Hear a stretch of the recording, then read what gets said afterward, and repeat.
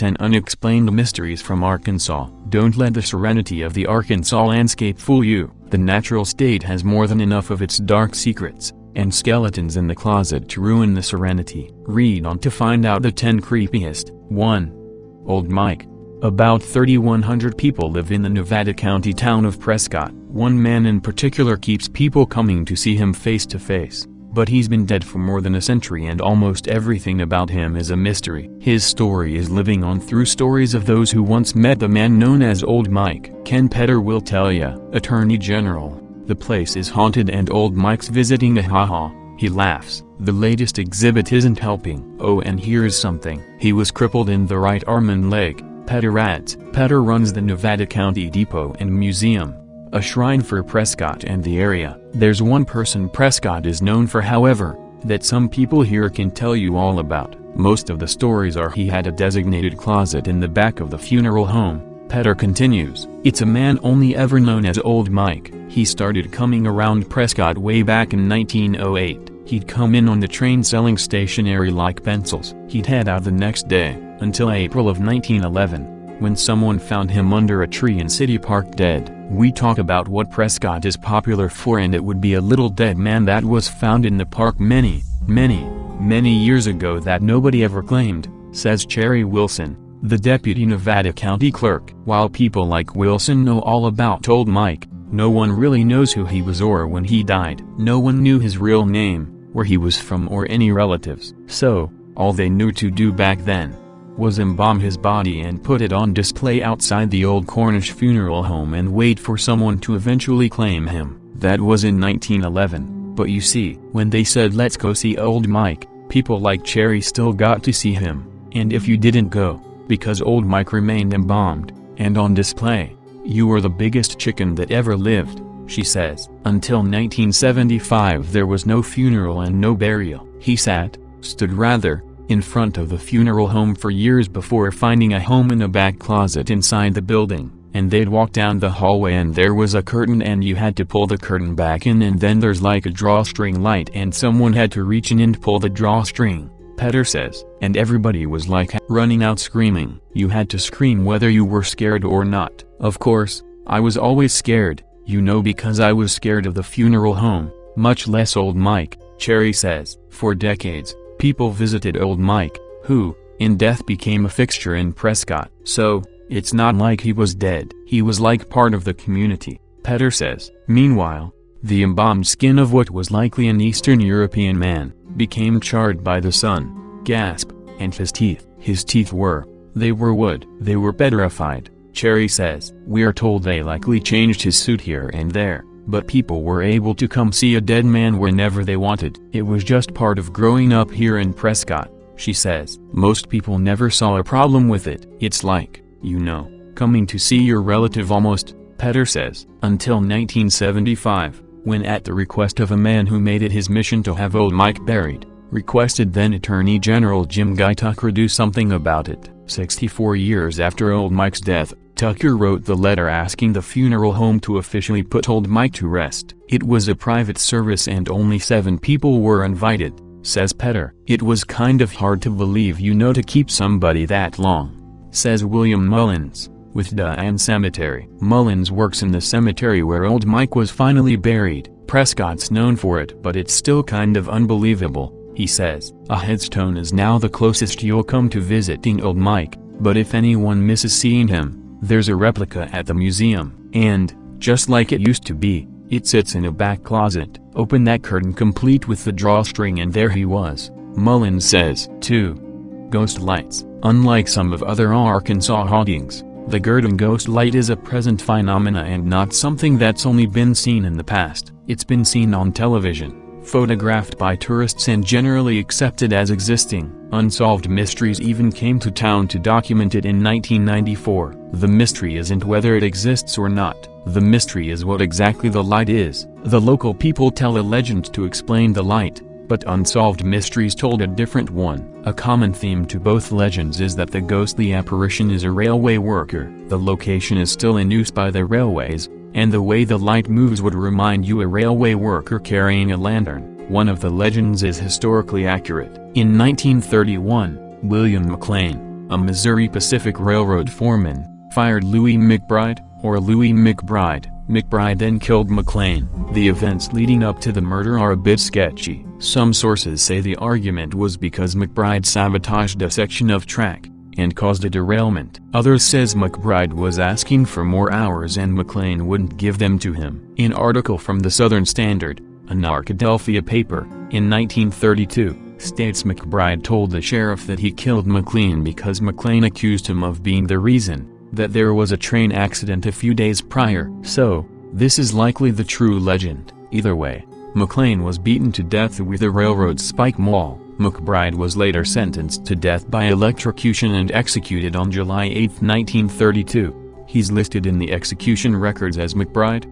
Louis. The Gurdon light was actually first documented shortly after he was executed in the 1930s. It's theorized that the light is McLean, haunting the tracks and carrying the same lantern he would have carried for work. The theory the locals toss around is shorter on historically accuracy, but equally interesting. It says that a railroad worker was working outside of the town one night. He accidentally fell onto the path of a train and his head was severed from his body. They never found his head. Local people say the light is actually the light from his lantern as he walks the tracks searching for his missing head. It was fairly common for railway workers to be injured or even killed, so it is possible that one was decapitated. This light cannot be seen from the highway. You have to go to it. It's a 2.5-mile hike to the place where you can view the mysterious lantern. You will pass by 2 trestles before it is seen. The spot is marked by a slight incline in the tracks and then a long hill. The light is an eerie white-blue light which sometimes appears orangish. The light sways back and forth and moves around on the horizon. The light is frequently seen on the darkest nights and best seen when it is cloudy and overcast. Check out the Roadside America map before you go. Unsolved Mysteries didn't find out what the light really is. Neither have any scientists that have checked out the area. But there are a few theories. One leading theory is that it is actually just highway lights reflecting through the trees. Historians, however, disagree. They say the light has been written about and spoken about since before the highway was even there. Scientists have tried to explain the light and concluded it can't be highway lights. In a 1980s Arkansas Gazette article, former graduate student at Henderson State University researched the light and stated, "The nearest interstate to the tracks is about 4 miles away, and a large hill stands in between the tracks and the interstate. If the light was caused by passing headlights, it would have to be refracted up and over the hill to be visible on the other side." The article claimed Klingon attempted to gauge the length of time it would take a car to cross the horizon point at a 45-degree angle, the angle of the interstate to the tracks, at 55 miles an hour, moving at 80 feet per second, he explained. The lights would be visible much longer than the second it takes for the Gurdon light to appear and disappear. Klingon also walked close enough to the highway to hear the sounds of specific trucks. He insisted the sounds never coordinated with the appearances of the light. Dr. Charles Leeming, professor of physics at Henderson State University, was an authority on the light before his passing. He and his students did many observations of the light. One impressive find was that when the light was viewed through filters, the lights never polarized. Any mirage light would polarize. They also could find no electromagnetic current on a galvanometer, and that the light appears consistently, regardless of atmospheric conditions. There is also a theory that suggests stress on the quartz crystals underneath Gurdon causes them to emit electricity and produce the light. They call this the piezoelectric effect. The theory is that the New Madrid fault, which runs through this area, puts intense pressure on the crystals and squeezes them together, causes them to develop a charge and put off a spark. Gurdon, Arkansas is located about 75 miles south of Little Rock on Interstate 30, and is located just east of the interstate on Highway 67. The light is outside of town and along a stretch of railroad tracks. It takes a couple of hours to reach the location. You can ask for directions in Gurdon. Ask at any gas station. Everyone in this small town knows what you mean. They call it Ghost Light Bluffs. There is a similar light with a similar story in Crawford. Crawford has lots of quartz too. This one I've actually seen for myself. It's quite bizarre, but I don't think it looks like a lantern. It's a very crisp, clear light that you can see moving around. My friend and I tried to get close enough to it to see what it was, but that is impossible. It keeps moving around, and once you get to where it was, It's gone. This a popular spot for kids on Halloween. 3. The Monster. In 1972, something strange and otherworldly lumbered its way out of the bogs and bottoms of Boggy Creek, near the rural town of Arkansas. A businessman and small-time director named Charles Pierce had an idea about making a sort of documentary on the legends about a Bigfoot-like monster seen around the Texarkana region, where he would employ local witnesses as actors on the spot, in dramatizations of their alleged encounters with the beast. Hence, The Legend of Boggy Creek was born, a film which, despite its modest origins, went on to become one of the most successful B-movie ventures of all time. While the story of the film and its production is somewhat legendary in itself, one of the most peculiar affairs ever to have come up in the strange narrative of the monster actually involved one of the locals that appeared in the film, and had been instrumental in its pre-production. The late J.E. Smokey Crabtree had, around that time, been approached by Pierce in advance of making his film, and Crabtree agreed not only to appear briefly in the film, but also to lend services as a guide to Pierce, helping him navigate through the swamps of Boggy Creek in pursuit of stock footage for use in the film. Crabtree and his family were no strangers to the stories about a monster. In fact, Crabtree's own son on one occasion claimed to have had a close encounter with the creature, which the young man claimed had approached him during a hunting trip. After being peppered with a quick warning shot from his 410, the ape-like thing appeared to become agitated, and allegedly pursued the youth all the way back to the family's rural home, where the boy emerged from the forest in a state of near panic. Smokey would author a pair of books on the subject, his 1974, Offering Smokey and the Monster, which presents a wealth of interesting, and very candid, information not just about the family's experiences with searching for the creature, but also a number of behind-the-scenes details pertaining to the making of Pierce's film. Crabtree argued primarily that he, and other locals in the area, had been poorly treated by the filmmaker, and cut out of virtually any royalties due. Later, his second book, Too Close to the Mirror, 2001, gave an update on Smokey's life, and continuing pursuit of answers to the monster mystery. In this second book, Smokey detailed a number of very unusual circumstances that led him to the acquisition of a corpse of some kind, belonging to a then unidentified creature. Naturally, it was believed by Crabtree and a few others that the remains of this animal might be evidence of the long-sought monster, and Crabtree secured the body, seldom showing the specimen, or even photos of it.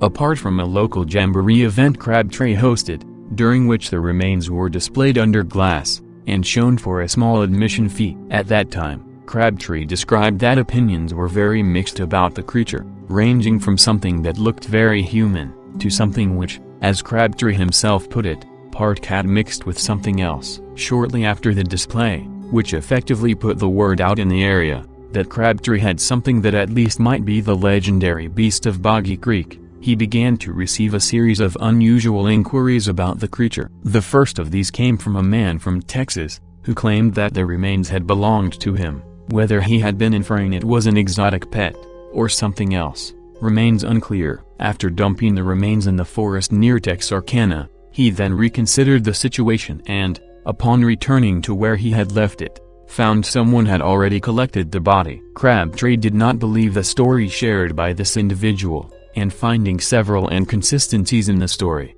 along with an inability to describe the appearance of the remains, he turned this initial claimant away. Things got particularly interesting at this point, as Crabtree then recounts getting a phone call from an individual claiming to be with the Smithsonian Institute. Smokey recounts this part of the story as follows. Then came a phone call from a man who said he was with the Smithsonian Institute and the United States government had issued orders for them to come down and confiscate the unidentified skeleton that I had in my possession. He told me they would arrive the next day and would be taking the skeleton with them. By this time I was getting pretty fed up with all the threats and decided to make a few myself. I was very nice about it, but I told him to bring some food with him because he would be here for quite a while, and to please bring some very good identification with him. Needless to say, neither he nor anyone else from the Smithsonian Institute ever showed up. This is a peculiar footnote in an already interesting affair, since there have, on occasion, been insinuations in the past about the Smithsonian Institute taking interest in oddities of this sort. However, What Crabtree seems to have been implying here had been that the alleged call from the Smithsonian had likely been some other individual, possibly the same man from Texas that initially tried to claim the body, presenting a ruse to try and get the best of Crabtree. Ultimately, Crabtree ended up contacting the University of Arkansas, which sent a biologist out to his property who examined the remains for several hours. According to Crabtree's recollection of that circumstance, the expert from the university had been absolutely fascinated with the skeleton, saying that it appeared to have come from someplace else, that is not a species of North American origin, and that due to the fact that the head was missing, it was difficult to identify the remains. Subsequent calls to the university yielded disappointing results, and rumor had begun to circulate that, rather than a monster, the remains belonged to a Siberian tiger, which may have been kept as an exotic pet by someone in the region. Once again, this story of the mysterious body found near Texarkana failed to bring final, physical proof of Bigfoot to the table. Nonetheless, it represents one of the most curious and colorful side stories in the ongoing regional legend of the famous monster of Arkansas. 4. Crop circles. Strange patterns that appear mysteriously overnight in farmers' fields provoke puzzlement, delight and intrigue among the press and public alike. The circles are mostly found in the United Kingdom, but have spread to dozens of countries around the world in past decades. The mystery has inspired countless books, blogs, fan groups, researchers, dubbed seriologists, and even Hollywood films. Despite having been studied for decades, the question remains, who, or what, is making them? Many people believe that crop circles have been reported for centuries, a claim repeated in many books and websites devoted to the mystery. Their primary piece of evidence is a woodcut from 1678, that appears to show a field of oat stalks laid out in a circle. Some take this to be a first-hand eyewitness account of a crop circle, but a little historical investigation shows otherwise. The woodcut actually illustrates what in folklore is called a Moyne Devil legend, in which an English farmer told a worker with whom he was feuding that he would rather pay the devil himself to cut his oat field than pay the fee demanded. The source of the harvesting is not unknown or mysterious. It is indeed Satan himself, who, complete with signature horns and a tail, can be seen in the woodcut holding a scythe. Some claim that the first crop circles, though they were not called that at the time, appeared near the small town of Tully, Australia. In 1966, a farmer said he saw a flying saucer rise up from a swampy area and fly away. When he went to investigate, he saw a roughly circular area of debris and apparently flattened reeds and grass, which he assumed had been made by the alien spacecraft, but which police investigators said was likely caused by a natural phenomena such as a dust devil or a waterspout. Referred in the press as flying saucer nests, this story is more a UFO report than a crop circle report. As in the 1678 Moyne Devil legend, the case for it being linked to crop circles is especially weak when we consider that the impression or formation was not made in a crop of any kind but instead in ordinary grass. A round impression in a lawn or grassy area is not necessarily mysterious, as anyone with a kiddie pool in the backyard knows. Indeed, mysterious circles have appeared in grass throughout the world that are sometimes attributed to fairies but instead caused by disease. In fact, the first real crop circles didn't appear until the 1970s, when simple circles began appearing in the English countryside. The number and complexity of the circles increased dramatically, reaching a peak in the 1980s and 1990s, when increasingly elaborate circles were produced, including those illustrating complex mathematical equations. In July 1996, one of the world's most complex and spectacular crop circles appeared in England, across a highway from the mysterious and world-famous Stonehenge monument in the Wiltshire countryside. It was astonishing fractal pattern called a Julia set, and while some simple or rough circles might be explained away as the result of a strange weather phenomenon, this one unmistakably demonstrated intelligence. The only question was whether that intelligence was terrestrial or extraterrestrial, making the design all the more mysterious. It was claimed that the circle appeared in less than an hour and during the daytime, which, if true, would be virtually impossible for hoaxers to accomplish. The circle became one of the most famous and important crop circles in history. It was later revealed that the circle had in fact been made in about 3 hours, by 3 hoaxers, very early that morning. It simply hadn't been noticed until the following afternoon when spotted from an airplane overhead. Unlike other mysterious phenomenons such as psychic powers, ghosts, or Bigfoot, there is no doubt that crop circles are real. The evidence that they exist is clear and overwhelming. The real question is instead what creates them, and there are ways to investigate that question. We can look at both internal and external evidence to evaluate crop circles. Internal information includes the content and meaning of the designs. Is there anything that indicates that any information contained in the messages is of extraterrestrial origin? And external information, including the physical construction of the crop designs themselves. Is there anything that indicates that the designs were created by anything other than humans?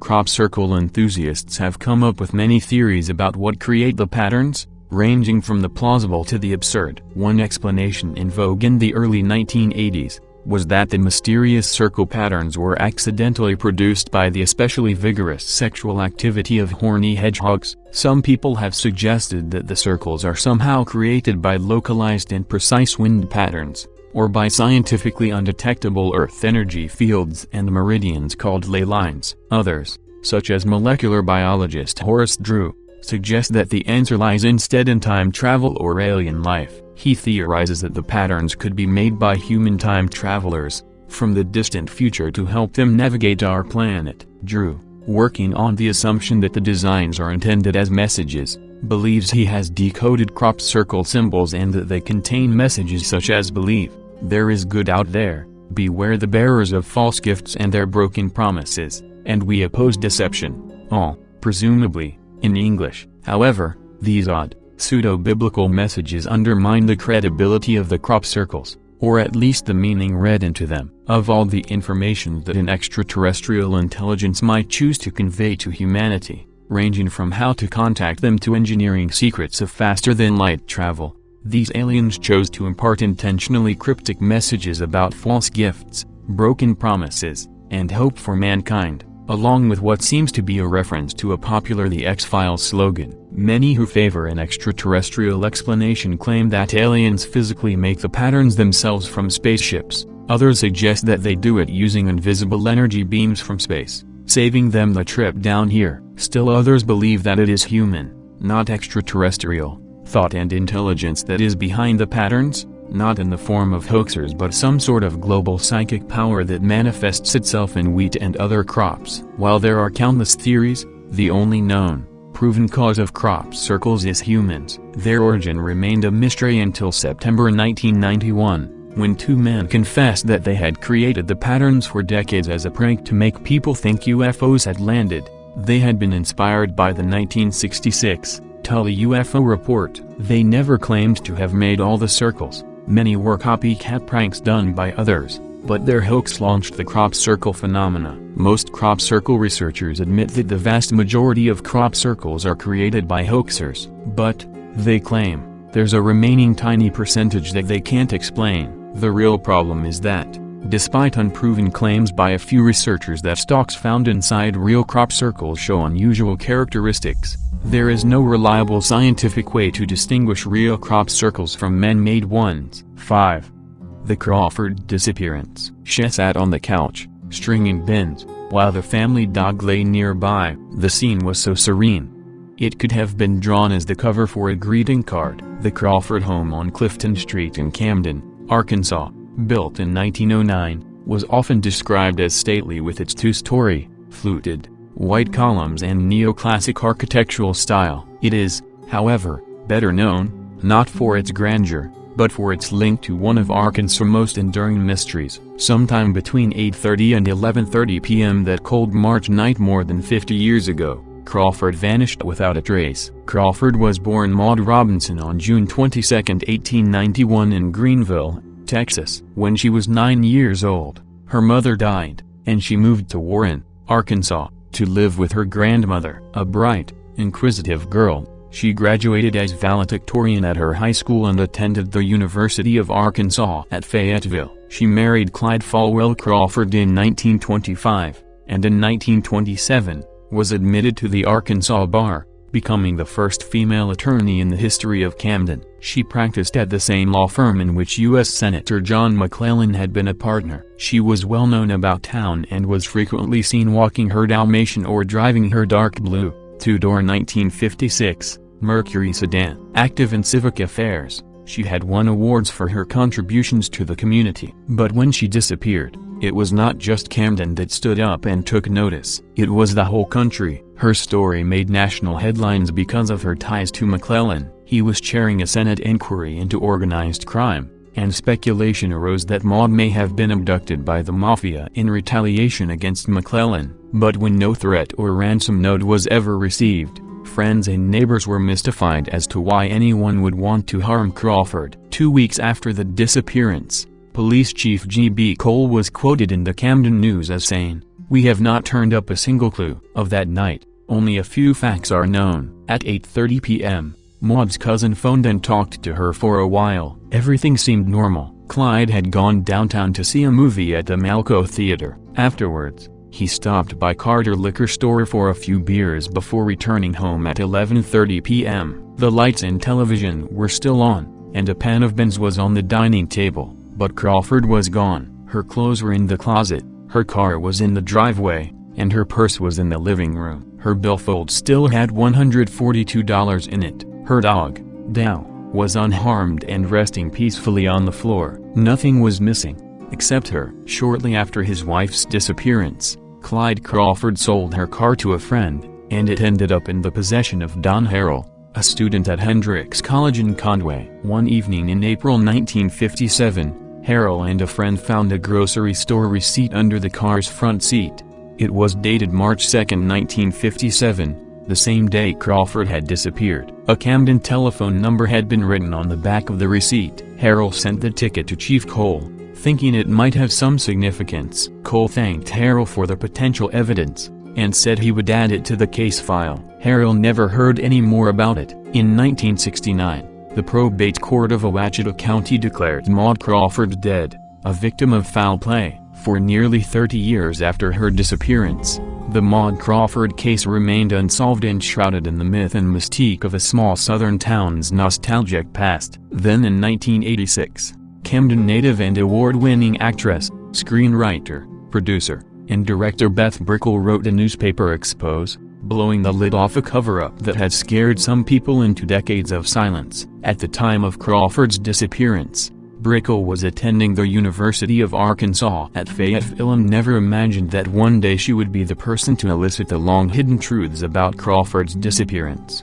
My Cat Creative Artists Agency agent thought the mystery would make a good movie, Brickell said, and he encouraged me to go back to Camden, ask some questions, and write a screenplay. I planned to ask questions for 3 weeks, write a rough draft of a screenplay in 3 weeks, and return to LA. I learned within the first week that the case had never been properly investigated, and I decided to forget the screenplay for the time being and put on my investigative reporter hat instead. I ended up spending 16 months investigating the case and writing the 18-article, front-page investigative series that appeared in the Arkansas Gazette. Even though nearly 30 years had passed, and many players in the true-life drama were dead, Brickell found some people were still afraid to talk. She stepped on some big toes, and as a result, her life was threatened. The Arkansas Gazette was told to abandon the project or face legal action. The newspaper and Brickell stood their ground and proceeded with the sensational story. Brickell researched old records in the Hempstead County Courthouse and conducted numerous interviews. I traveled all over Arkansas, Brickell said, and from Washington, D.C. to California, talking to anybody who knew a piece of the puzzle. Among those interviewed was Odyssey Henley, the original state police detective on the case. Henley said he had found evidence implicating a man by the name of Henry Mike Berg, a member of the Arkansas State Police Commission. After Henley reported his suspicions to his superiors, he was taken off the case and reassigned. His files disappeared as mysteriously as had Maud Crawford. So who was Mike Berg and what was his connection to the missing attorney? Brickell discovered Crawford had been legal counsel for Rose Newman Berg, Berg's elderly aunt. Rose's estate was valued in excess of $20 million, but she was senile, probably suffering from Alzheimer's disease. In 1955, The Ouachita County Court declared Rose incompetent and appointed Crawford as her guardian and the executor of Rose's will. Rose intended to leave her estate to her 3 nieces, leaving nothing to Berg. While carrying out her duties as Rose's legal counsel,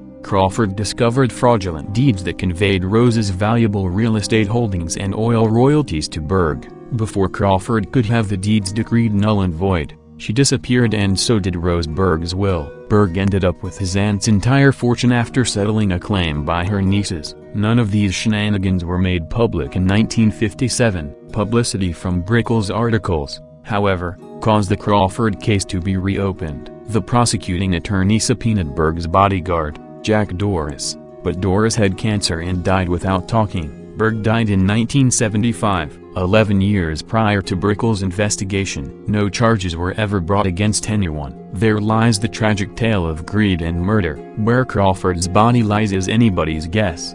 Her body was never found. 6. The Guy earthquake swarms. The Arkansas Geological Survey is trying to unravel a mystery. What is causing earthquakes in the town of Guy, Arkansas? Since September 20th, the community of 549 residents north of Little Rock has experienced an almost constant shaking from 487 measurable earthquakes. We've had 15 today, including a 3.1 magnitude from this morning. Scott Alsbrooks, geohazard supervisor for the Geological Survey, said Monday. These are shallow quakes between 2 and 8 kilometers, between 1¼ and 5 miles, below the surface. While earthquakes aren't unusual in the southeast state, the frequency is. This time last year we had 39 quakes total for the entire state, said Alsbrooks. Most of the quakes in this war, a localized surge of earthquakes with all of them about the same magnitude, according to the United States Geological Survey, are so small they go unnoticed. The largest, a 4.0 on October 11th, caused the only documented damage, cracking a window at a visitor's center to a state park. Guy Mayor Sam Higdon said when the swarm first happened, citizens took notice. They were calling City Hall asking, "What are you going to do?" he said. In response to the constant bombardment of tiny quakes, Higdon's office has organized a 3-hour-long town meeting, and sought the help of state geologists and members of the oil and gas industry to find answers. "My wife wants to buy earthquake insurance. I'm trying to talk her out of it," the mayor said Monday. There are several geologic faults in the area, but none associated with the New Madrid fault, the large seismic fault in the region and one that was the source of an estimated 7.0 magnitude earthquake in 1811. And there was another historic flurry of earthquakes in 1982, 15 miles south of Guy. Geologists know it as the Anolis War, responsible for 15,000 quakes within a year's time, followed by more shaking in 2001. At first, town officials assumed the current wave of shakes came from work at a gravel company on the outskirts of town. Alsbrooks says the State Geological Survey has no idea whether the current swarm is a natural or a man-made event,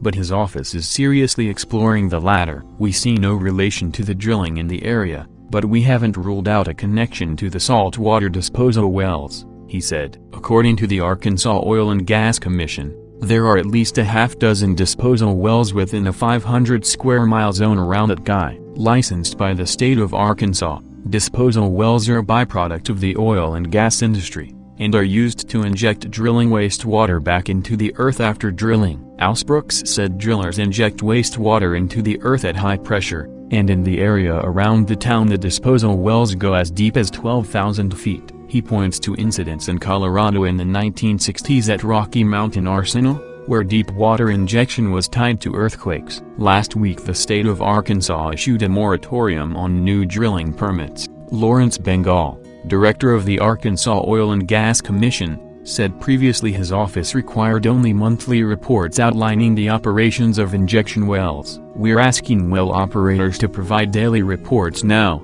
Bengal said. Alsbrooks said his office is poring over the data trying to determine whether there is a correlation between the disposal wells and the shaking, and he hopes to present preliminary findings to the state in a day. 7. The Moonlight Murders. Texarkana, a small town that straddles the state line between Texas and Arkansas, is also known as the town that dreaded sundown.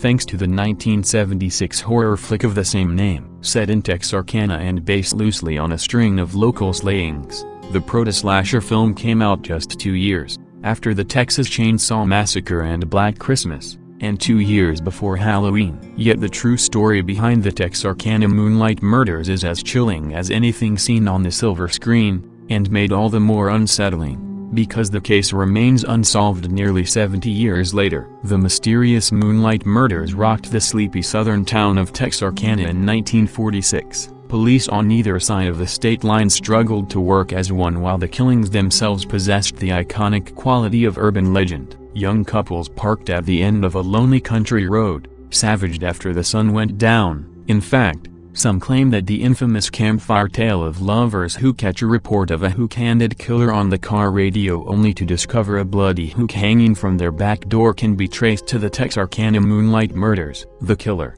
described by witnesses as wearing a white mask or sack with holes cut for eyes, was dubbed the Phantom Killer or Phantom Slayer, a name that, like so much about the case, seemed ready-made for drive-in theaters. Authorities believe he killed 5 people in 10 weeks. 3 others, including his first 2 victims, survived their attacks. The first attack took place on February 22, 1946, on a secluded road outside of town. The Phantom approached Jimmy Hollis and Mary Jean Laurie, a young couple parked in their car. He blinded them with his flashlight upon approach, then held them at gunpoint and ordered them out of the vehicle. The Phantom then told Jimmy Hollis to remove his pants and proceeded to beat him severely, fracturing his skull. The Phantom told Mary Jean Laurie to run. When she scrambled toward a ditch, he told her to change course and run toward the road. He then chased her down and sexually assaulted her before letting her run away again.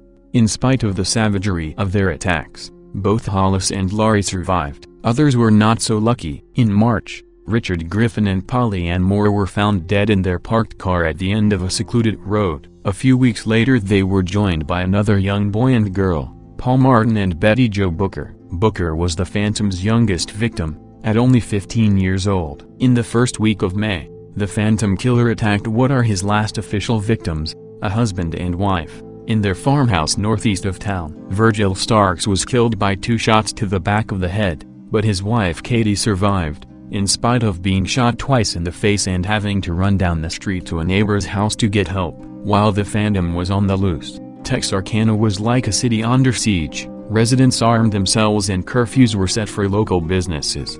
In spite of the involvement of the Texas Rangers, no arrest was ever made in connection with the Moonlight Murders. Many people believe that local man named Joel Swinney, arrested in 1947 for auto theft, was the Phantom. His wife confessed to as much at the time, but by law she could not testify against her husband. She later repudiated her confession. Swinney remained in prison as a habitual offender until 1973, and died in 1994, without ever implicating himself in the murders. In 2014, James Presley, a Texarkana native, wrote what he considered to be definitive book on the murders, The Phantom Killer, Unlocking the Mystery of the Texarkana Serial Murders, the story of a town in terror. In it, he lays out enough evidence that he claims proves Swinney was responsible for all 5 Phantom slayings. Others remain unconvinced. A 1948 cold case involving the disappearance of 21-year-old Virginia Carpenter from Texarkana is thought by some to have been the work of the Phantom Killer,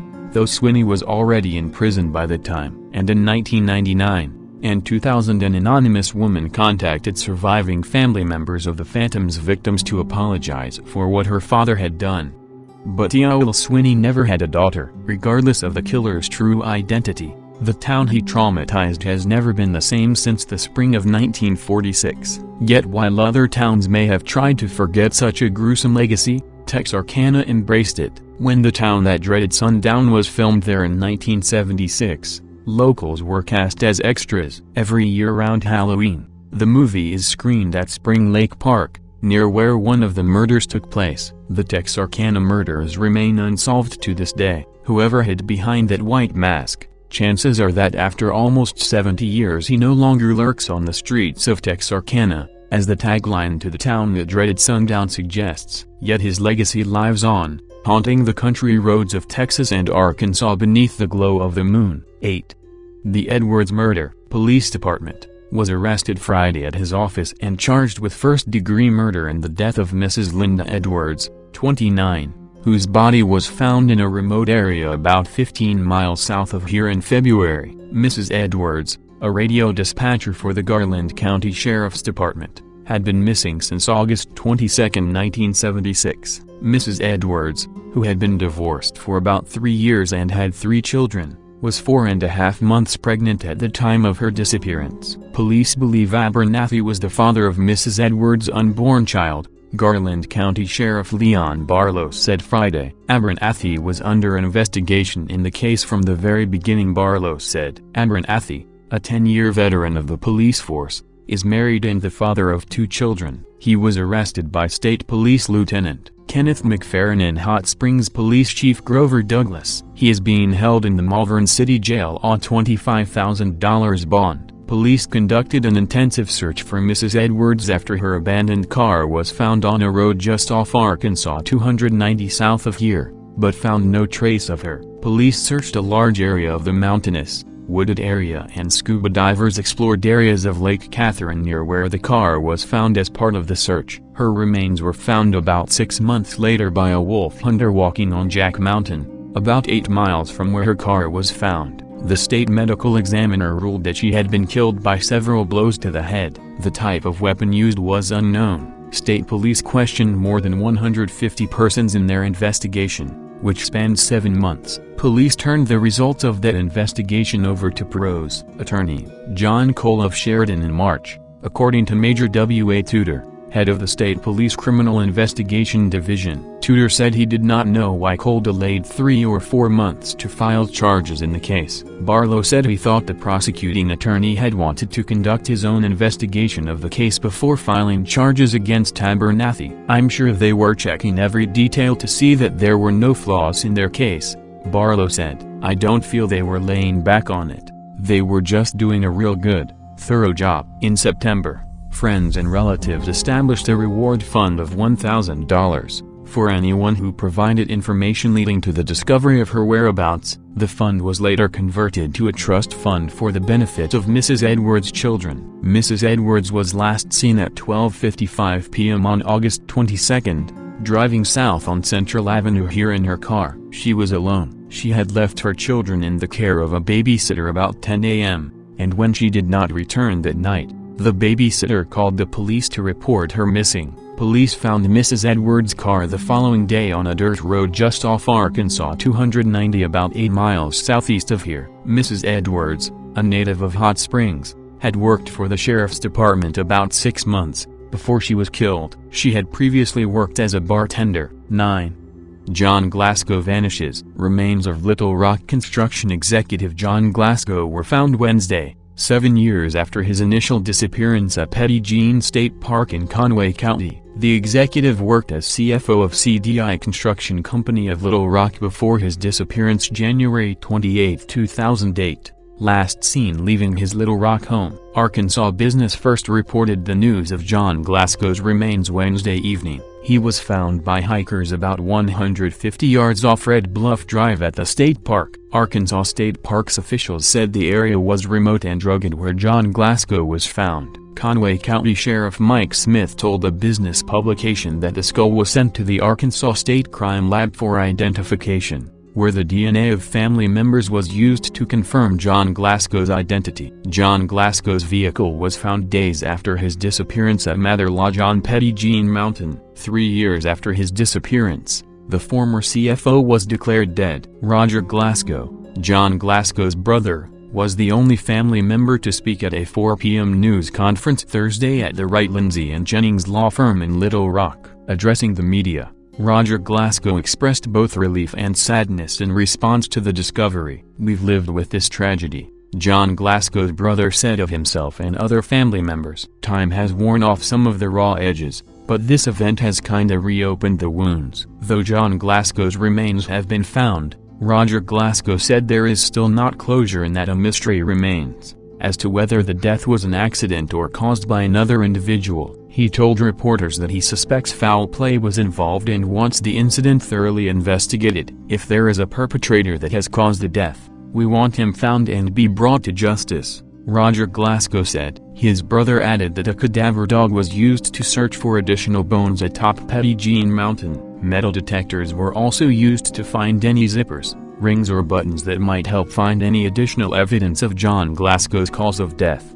Glasgow had Faulkner County ties as a University of Central Arkansas alumnus, and was first hired at CDI Construction in 1990. After graduating from the university in 1985, the Log Cabin Democrat reported in 2008 that John Glasgow's cell phone pinged once off a Morialton cell phone tower on the morning of January 28, 2008, and once off the Winrock International Tower on Pettigene Mountain. His cell phone and computer were later found in his vehicle. A few years after his death, investigators went off a tip in 2012 from John Bronner, a man sent to jail after stalking his ex-wife, who said he knew the location of Glasgow's body. Through his attorney, Bronner told authorities that he helped bury John Glasgow at night. In explaining his knowledge of Glasgow's death, Bronner also denied any responsibility in his death. A search of an area in Lonoke County provided no results and Bronner's tip was deemed a false report. The Log Cabin reported at the time that Bronner's attorney, Frank Shaw, remained adamant that Bronner knew of Glasgow's location. 10. The train deaths. He was standing next to his car in the commuter parking lot in Bryant. He had put the T-tops on his car. It's where he was supposed to meet Dawn. I remember seeing him brushing his hair as I drove past the parking lot. This was the last time Linda saw her son, Kevin, alive. Don Henry, 16, the son of Curtis Henry, and Kevin, 17, had made plans to spend the night doing some rabbit hunting in the woods of Alexander. This scene was 25 years ago on August 22, 1987, in the overnight hours. At approximately 4:30 a.m. on August 23, Kevin Ives and Don Henry were struck by a Union Pacific train as they lay side by side in positions described as tin soldiers. Witnesses told investigators that the pair did not move as the train approached. The mystery of their deaths continues across a quarter of a century. Initially,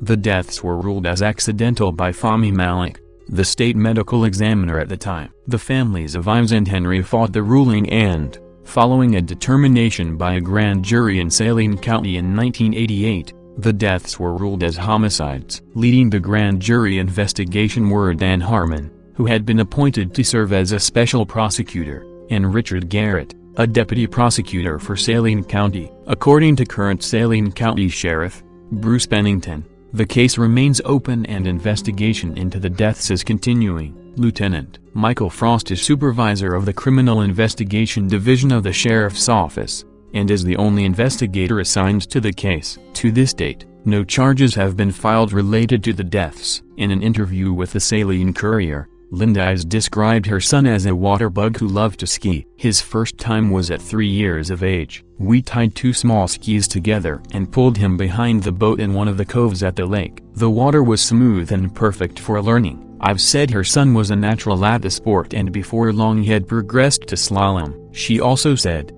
Kevin was not perfect, he was a normal teenage boy. He didn't deserve to die so young. Curtis Henry, father of Dawn, described his son as his hunting buddy. In an interview earlier in 2012, he described his son as someone who loved being outdoors and had been on trips to deer camp with him. Every time I go hunting now, I think of Dawn. Being in the woods doing the thing we loved to do together brings me close to him, he said. There isn't a day that goes by when he isn't on my mind. I think about what it would have felt like to be a grandfather. I think about what kind of person Dawn would have grown up to be. I know he would have been a good man. 2 separate events held Thursday had been organized to serve as remembrances of the 2 men and also as a means to bring the deaths that impacted Saline County in 1987 to the forefront of the public. A rally scheduled Thursday at 10 a.m., titled Justice Derailed 2013, was organized and led by Melanie Canada, a Texas resident who is a friend of Linda Ives. Canada opened the rally by thanking the crowd of approximately 40 people